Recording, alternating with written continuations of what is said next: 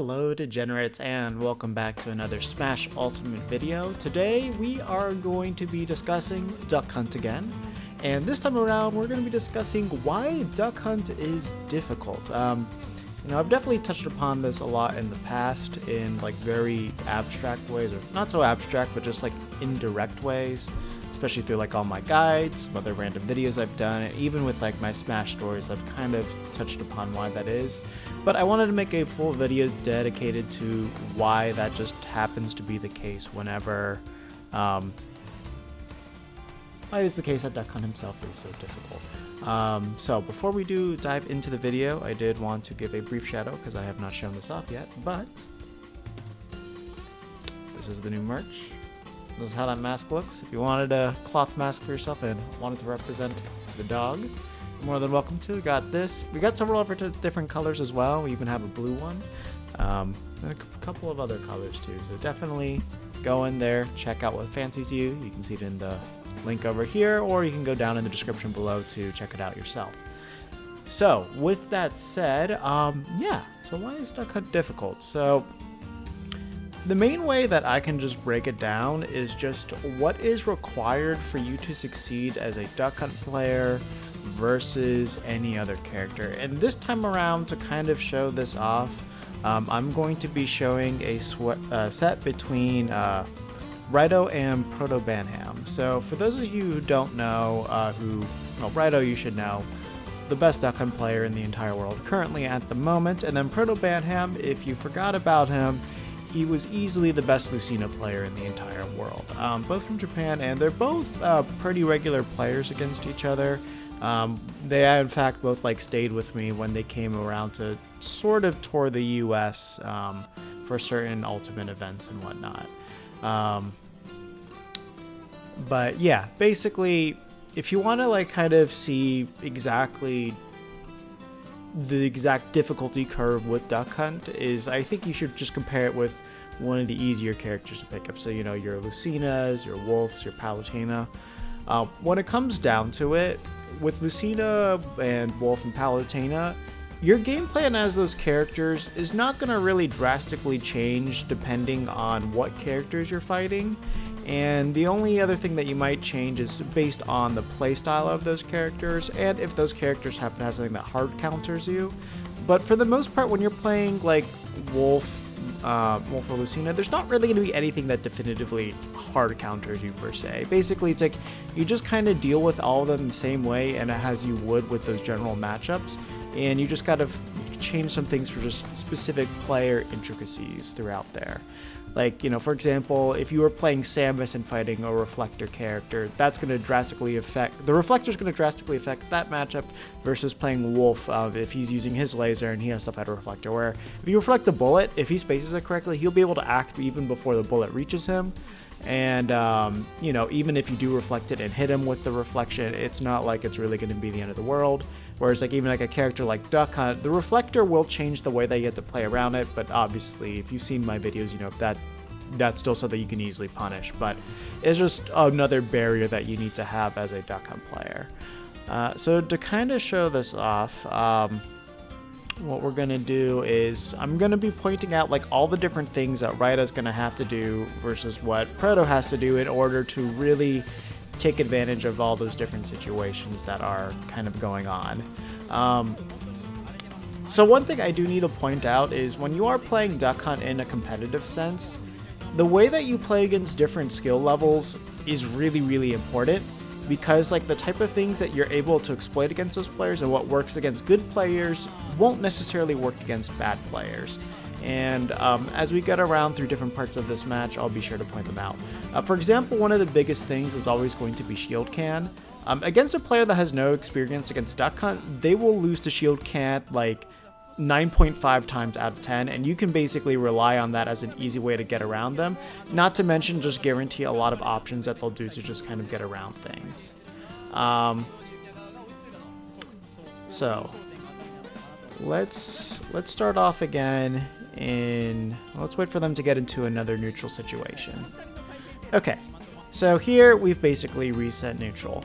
So right now, at this very moment, as Lucina, pretty much your only goal is just to approach Rido, or approach Duck Hunt, and then just get him with a hit so you can edge guard him. Lucina is one of the absolute best on capitalizing on Duck Hunt's sort of weak recovery, just because she has really good mobility, really good range, and that also translates to going off stage as well.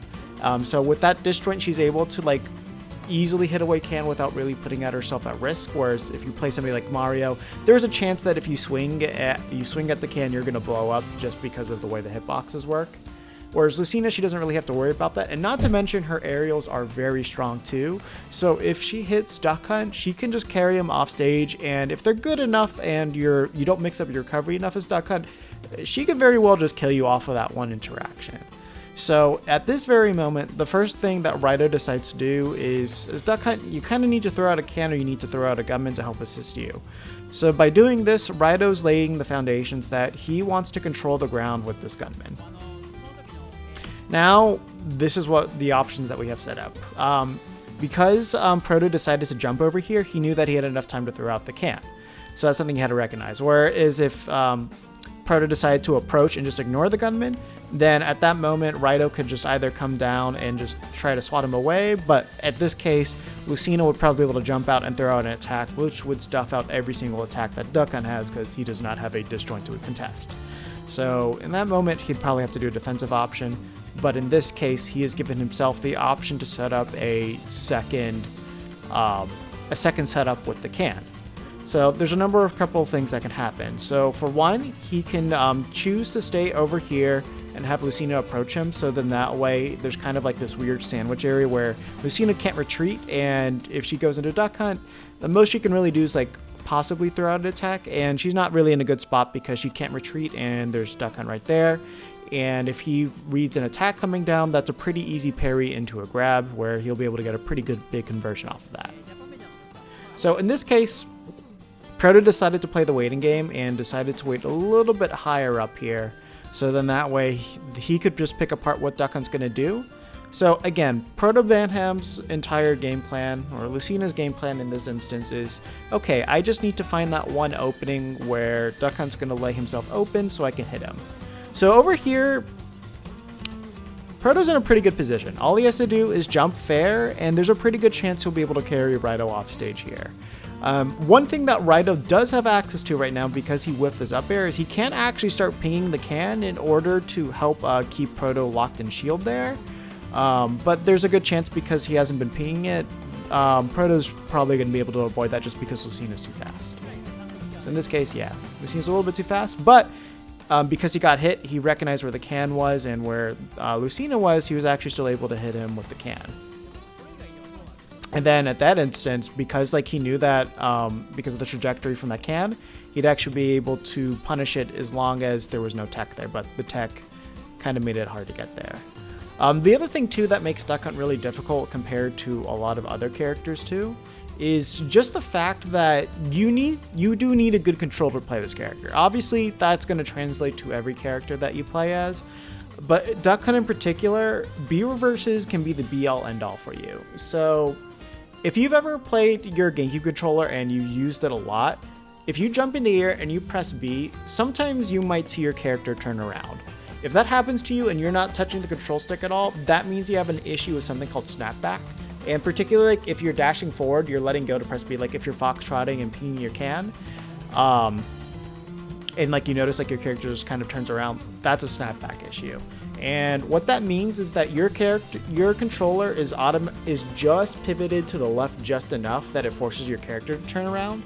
So in this case, I don't think that happened with Rido here, but instances like that can force you to throw a can in the wrong direction. Like I had a history of having some controllers that had some issues with that. So particularly in Smash 4, I would be off stage and I would jump and I would ping the can, but the can would just turn around and my dog would just turn around in the opposite direction, just ping the can off stage. And basically I had no protection. I was dead. So that's definitely another hurdle to Duck Hunt. If you have a bad controller and something like that happens to you, like consistently, it's not an input error because you can input error without realizing it.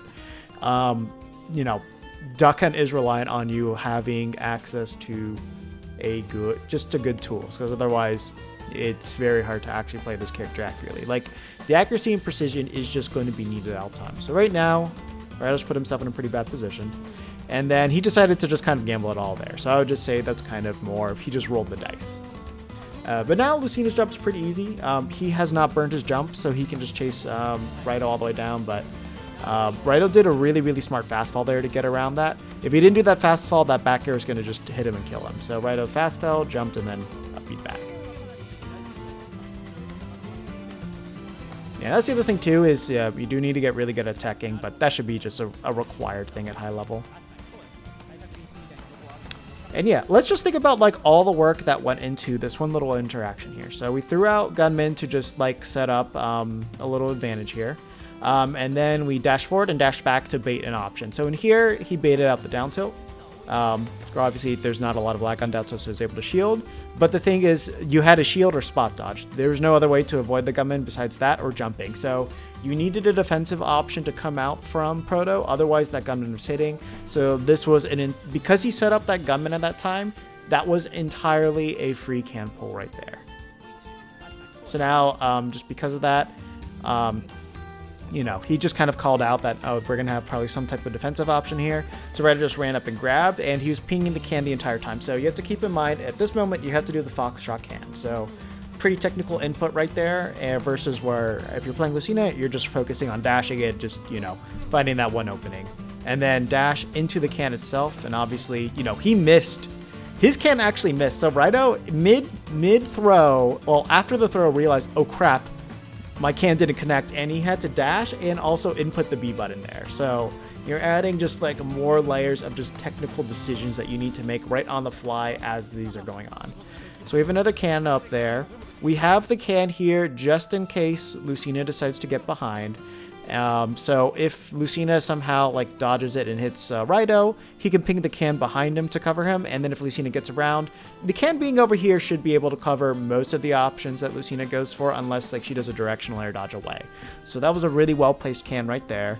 And now what Raido is doing is he's going to set up the edge guard, and there's a couple things we can do. We can send the can to the platform over here to cover that, or we can send the can off stage to go to a blinking state. So the only way that Proto can get around it is by air dodging. So in this case, Raido just decides to do a pretty simple solution and just like cover the low, down tilt misses, and then again throws out the can preemptively to just cover the hold shield option, and then he does the down tilt to cover the run in option, but unfortunately Proto just got like in a really good position to just like be in between those two things.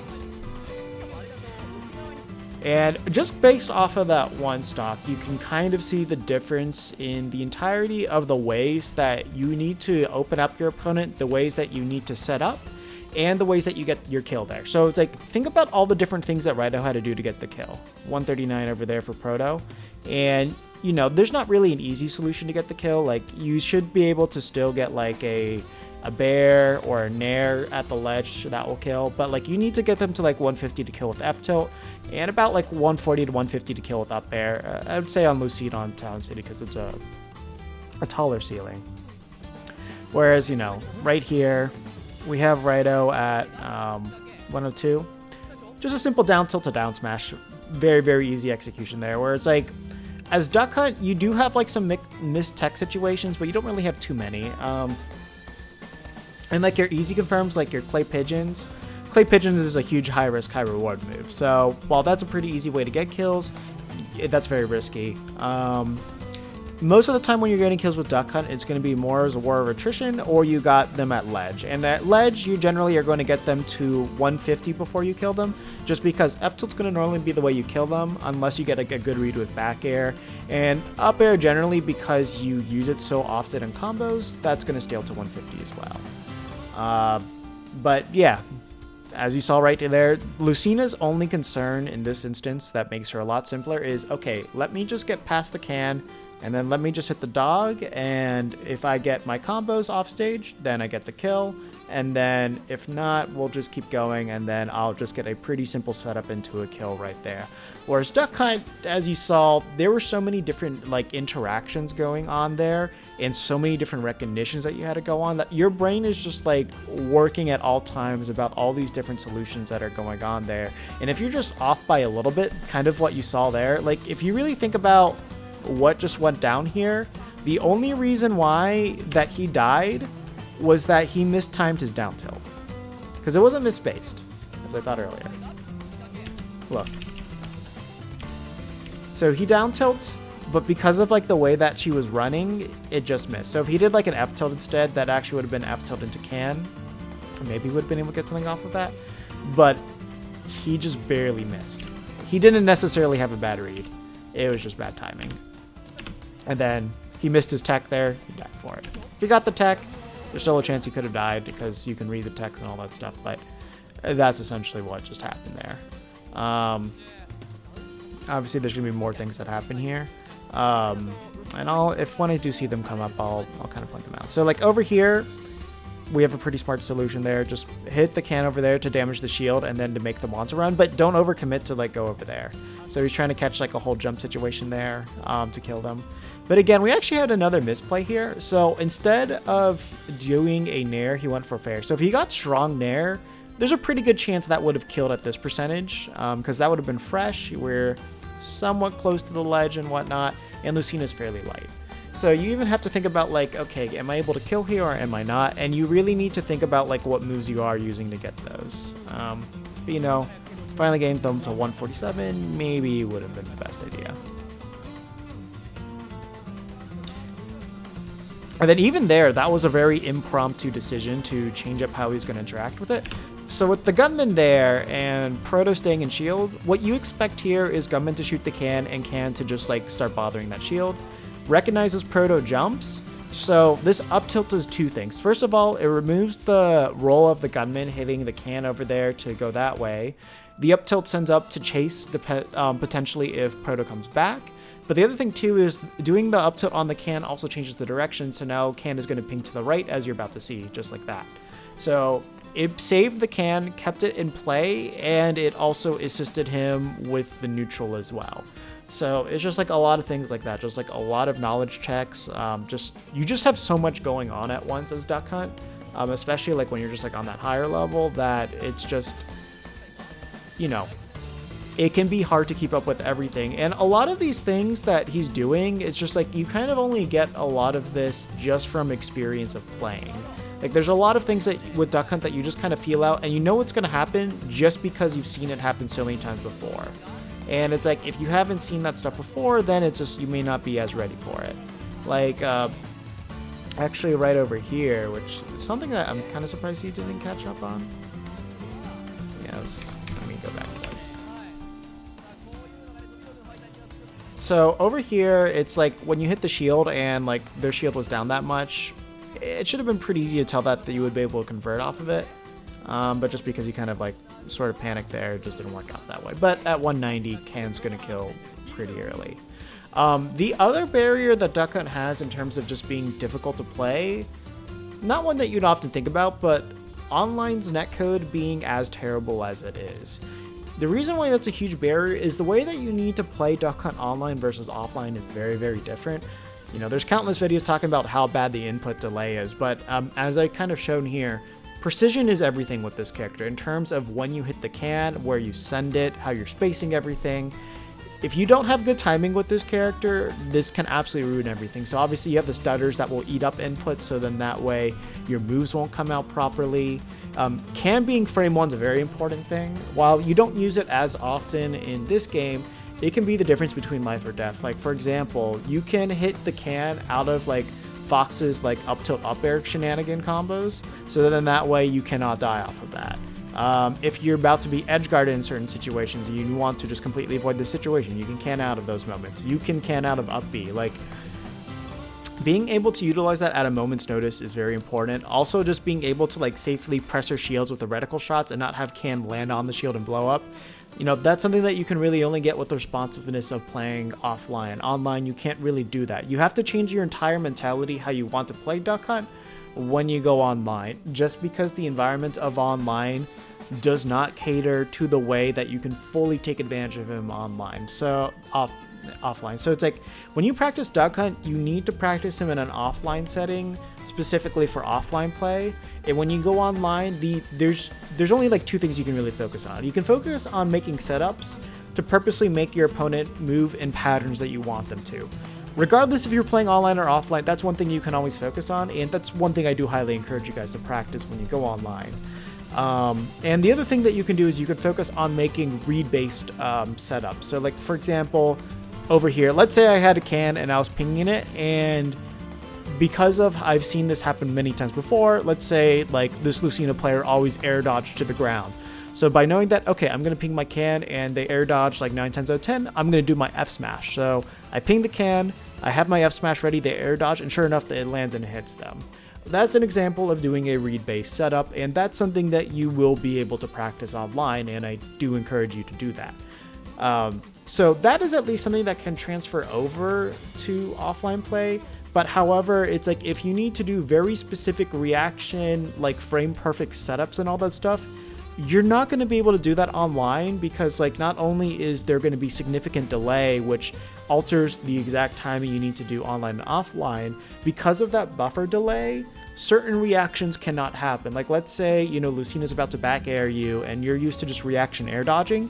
Your reaction cannot be a reaction when it is done online. It has to be a read on when you think they're going to swing and hit you. So because of that, it is very hard to practice this character, especially during this whole quarantine period. Like, you need to play with people in the same exact room as you to really, truly practice Duck Hunt to what he fully can do at his max potential.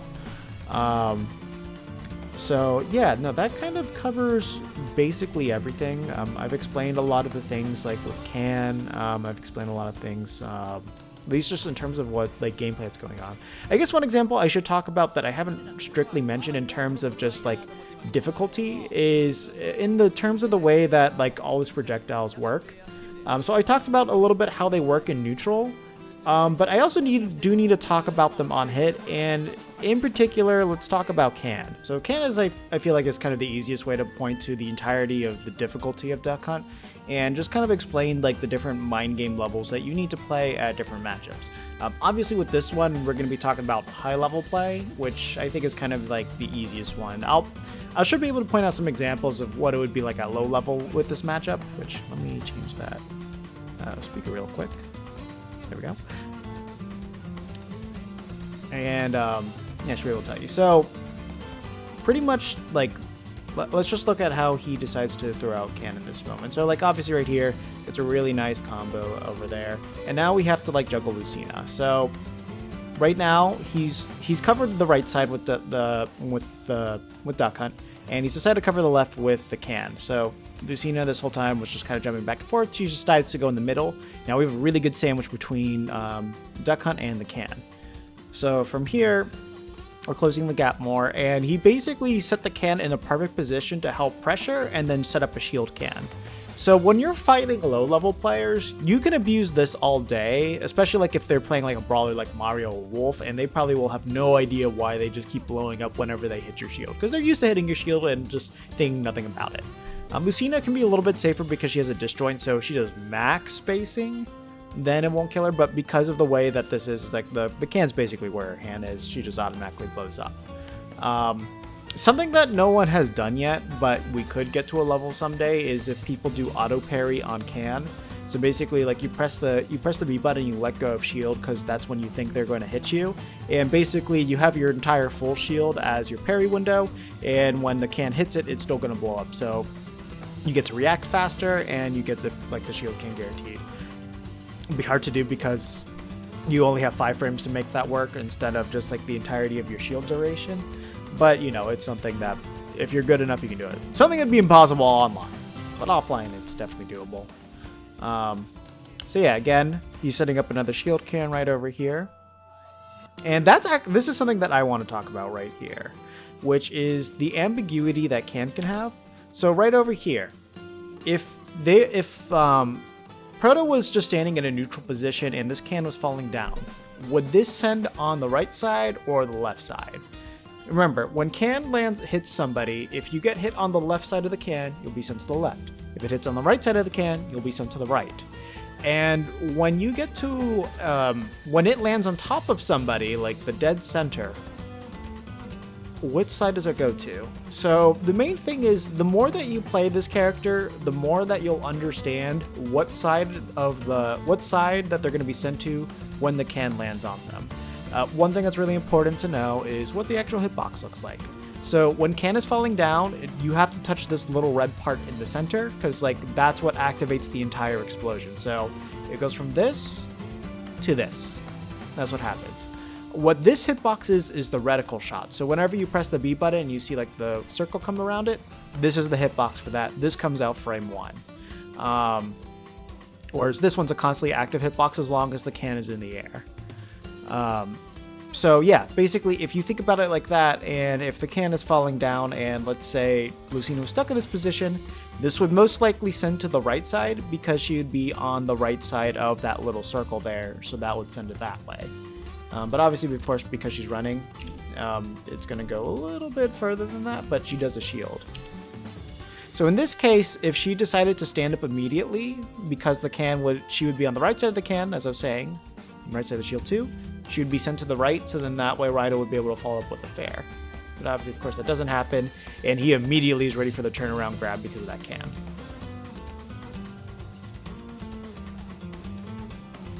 So like just right over there, that's kind of just like one whole interaction that, you know, that just relies off a lot of knowledge. Like, okay, am I going to hit the shield? Then I can go back for a grab.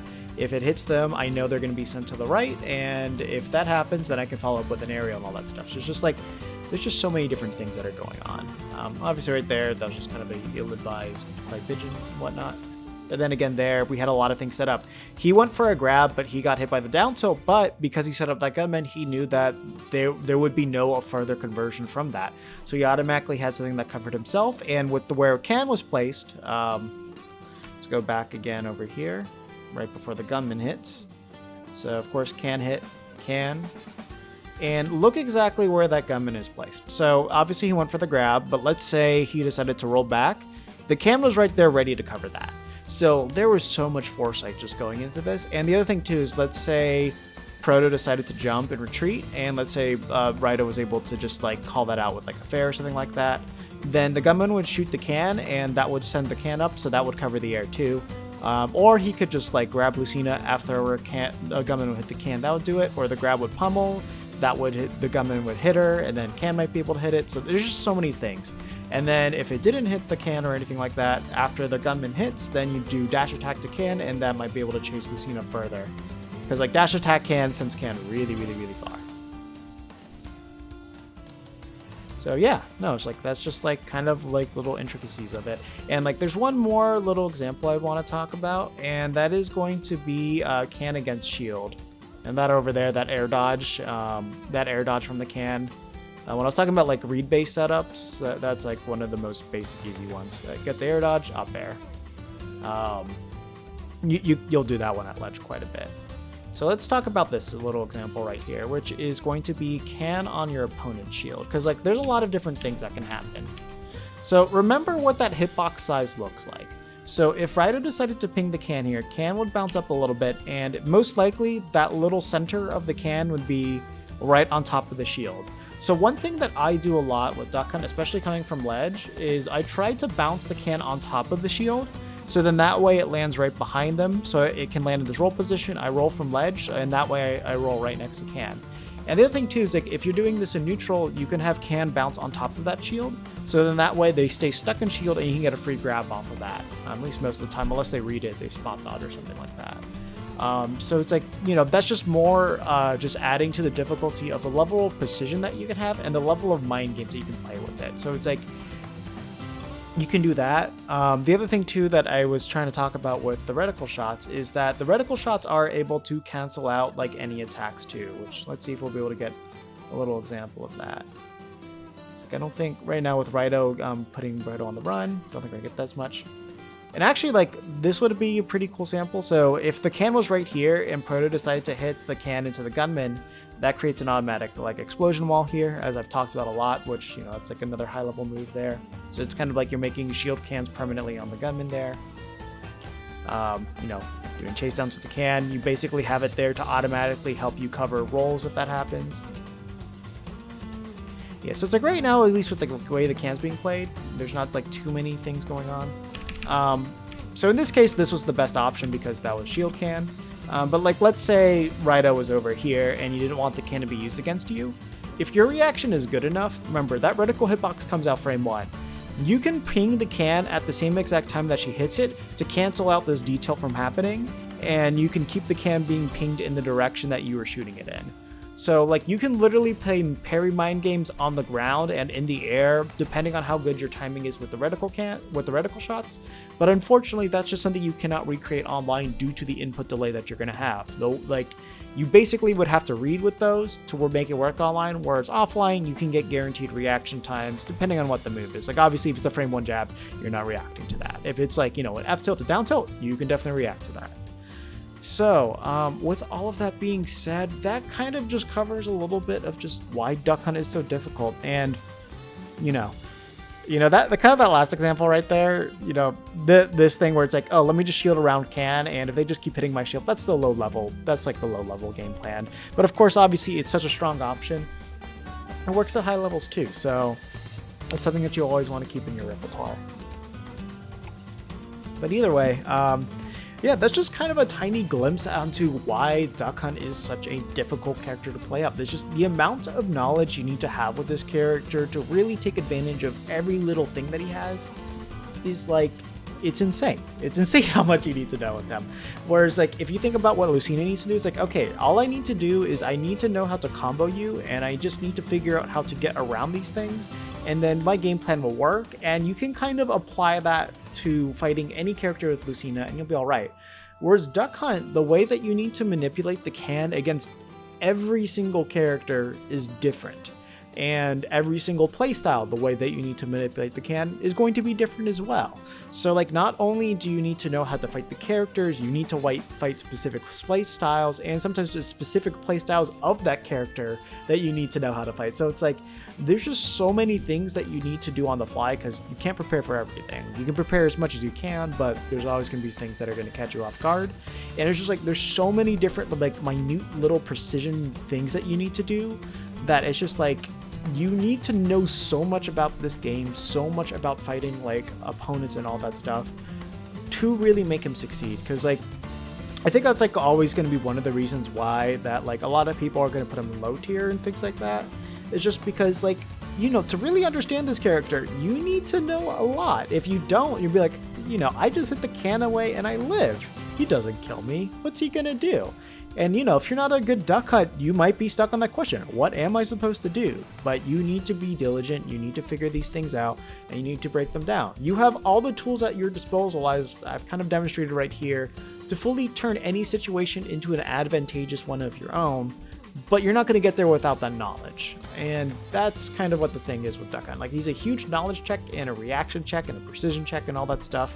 And it's like, you know, your senses just need to be tuned to 11 a lot of the time. There's some things that you can do pretty like lackadaisical and it'll carry you through. But for the most part, especially when you're getting to high level, it's just, you need to be on your A game when you're playing this character. It's very hard to have a bad B game and succeed and be consistent with him. If you have a really, really good B game, then you can be a lot more consistent with this character. But if like your B game is just terrible and you can only play well with your peak, this is not going to be the character you're going to succeed with. Whereas like, you know, your Palutena, your Lucina, your Wolf, as long as you just hit your confirms and you generally avoid things, you know, the recovery is good enough that they'll get back. They'll live. And, you know, as long as your conversion game is good, you'll be able to close out stocks and things like that. Whereas like Duck Hunt, you really need to think of the extra mile in order to close out those stocks and to really take advantage of just those situations. So hope this kind of made it a little bit simpler for you guys to understand. Definitely know it's like another one of those long-winded things, but you know, that comes with the territory of Duck Hunt. When I say I need to explain a concept, you should expect 30 minutes to an hour for me to go into most of it, and it's probably not going to cover everything. So with that said, hope you guys found this video helpful. Hope you guys enjoyed the my rant on this stuff. Hope you enjoyed the breakdown of Raido's gameplay too. I haven't really done this too much, but if there's ever any high-level sets you want me to break down that happened in the past, I'd be more than happy to dive down into it and tell them things that they could have done, things that they couldn't have done, and more things like that. So let me know. Remember, critique streams happen every Monday. Don't forget, we've got these cloth masks now if you want to look fashionable with Duck Hunt in the future. We have that one, and then we have coasting as well. And of course, you know, we're going to keep up with the daily uploads on here. The other thing too is the next duck hunt video that is planned, obviously something impromptu might come up and I'll do a video on that, is it'll be the advanced guide, so the 5 tips for advanced players. That's my next planned video for duck hunt in particular. I'm going to shoot for next week, but obviously things could happen. So until then, hope you enjoyed it, hope you found this informative and useful, and take care of yourselves until the next one.